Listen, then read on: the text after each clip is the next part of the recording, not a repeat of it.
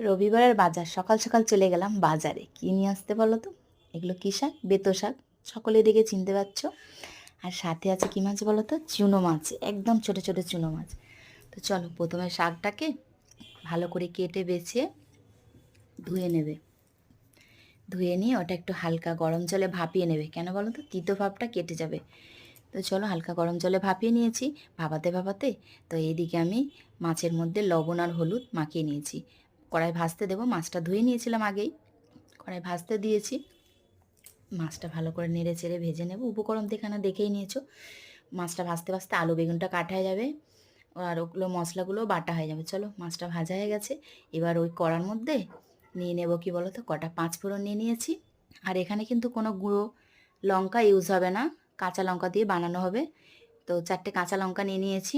লঙ্কাটা একটু ভাজা হলে আলু বেগুনটা ওর মধ্যে তুলে দিয়ে আলু বেগুনটা ভালো করে ভেজে নেবে।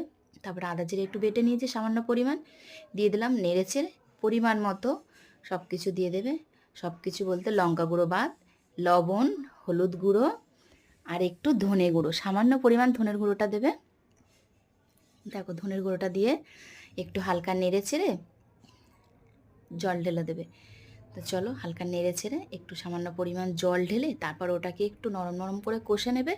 কষতে কষতে আবার একটু সামান্য পরিমাণ জল ঢেলে দিয়ে ঢাকা লাগাতেও পারো নাও পারো। ফুটে গেলে মাছটা দিয়ে দেবে। তার খানিকটা পরে আবার যখন মাছটা একটু নরম হয়ে আসবে, শাকগুলো ওর মধ্যে দিয়ে দিলে, ভাপানো শাকগুলো দিয়ে শাকটা নাড়তে চাড়তে, আর এদিকে একটা তাবার মধ্যে কি চাটুর মধ্যে কটা পাঁচ ফোড়ন নিয়ে নেবে। পাঁচ ফোড়নটা কী করবে বলো তো?